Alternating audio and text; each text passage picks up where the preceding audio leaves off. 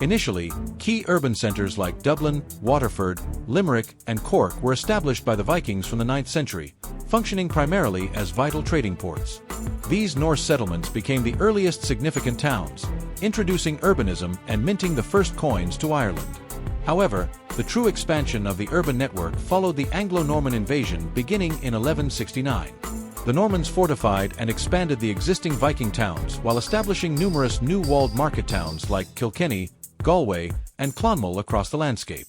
These centers served as bases for the new feudal system, stimulating trade, arable agriculture, and the proliferation of crafts and industries. By the 13th century, a vibrant network of towns was in place, but this was disrupted in the later Middle Ages by Gaelic resurgence, economic decline, and devastating events like the Black Death in 1348. Many Norman towns outside the immediate English Pale, a region around Dublin, struggled or declined. However, the close of the 16th century saw renewed strategic importance placed on towns as bases for English military campaigns and plantations, setting the stage for the dramatic urban growth of the 17th century.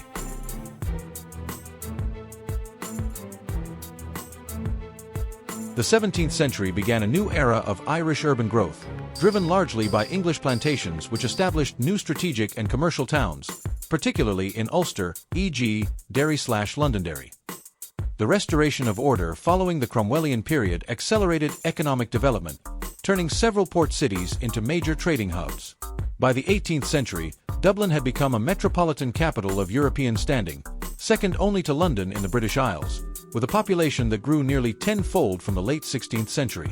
This golden age of Georgian Dublin was characterized by grand architectural planning, exemplified by the Wide Streets Commission and the construction of elegant squares and public buildings. Cork, Limerick, and Waterford also flourished as thriving Atlantic ports, processing and exporting goods, which spurred a diverse range of local workshop activities and crafts. Crucially, the growth was sustained by foreign trade with Britain, the continent, and the North Atlantic, providing employment in processing, warehousing, and shipping.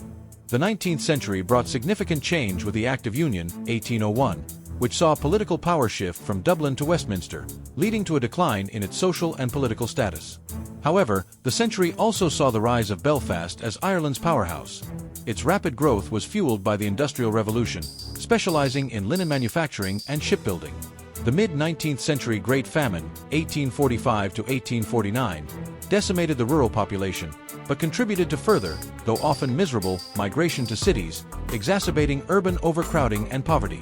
By the close of the 19th century, Belfast had surpassed Dublin in population, symbolizing the profound economic and regional shift away from the traditional commercial ports to the industrial north.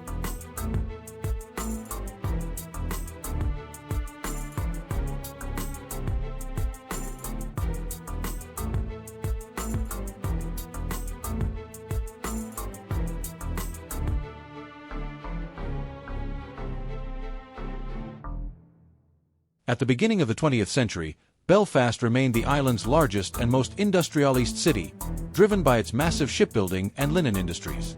In contrast, Dublin was notable for its extreme poverty, with large parts of the capital suffering from some of the worst tenement slum conditions in Europe.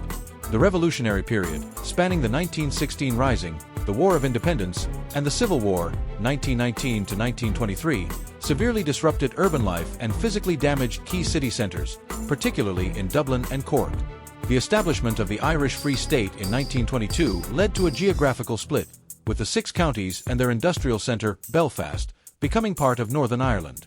In the Free State, the new government prioritized solving the chronic housing crisis and slum problem plaguing its cities.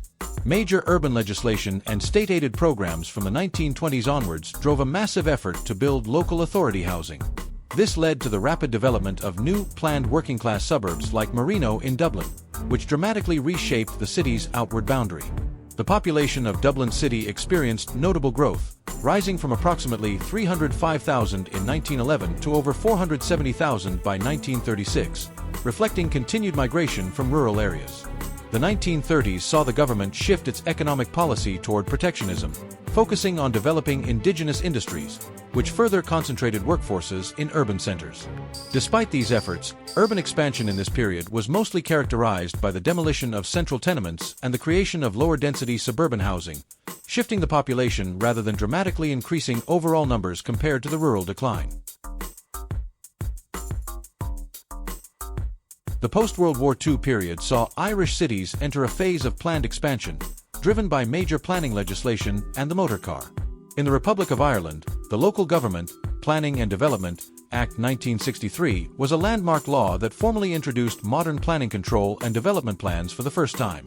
This state intervention formalized the ongoing trend of large-scale suburban growth as local authorities cleared inner-city slums and relocated residents to new peripheral estates. Dublin, in particular, underwent massive physical change, with its metropolitan area population growing steadily from the 1960s after decades of stagnation and emigration. Crucially, net outward migration began to reverse in the 1970s, leading to a significant population increase across the Republic, which put pressure on urban infrastructure. This era saw the start of the modern development phase, characterized by new arterial roads, office blocks, and shopping centers on the city outskirts, often at the expense of historic urban fabric.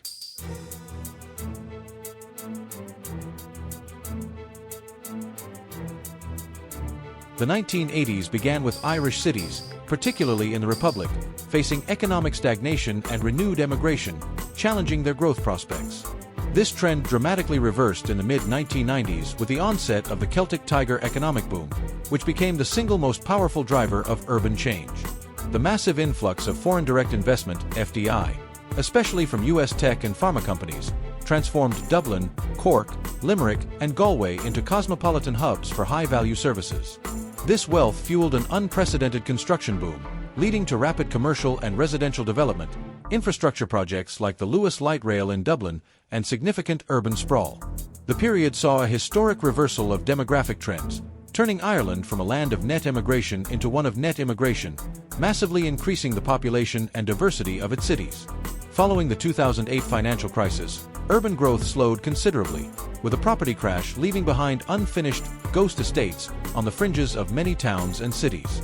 However, the recovery saw a return to strong urban growth, driven by continued FDI, although this led to a major housing crisis defined by high rents and low availability. By 2025, Irish cities, led by Dublin, are defined by their global connectivity, high cost of living, and the ongoing challenge of managing sustainable, affordable, and inclusive growth.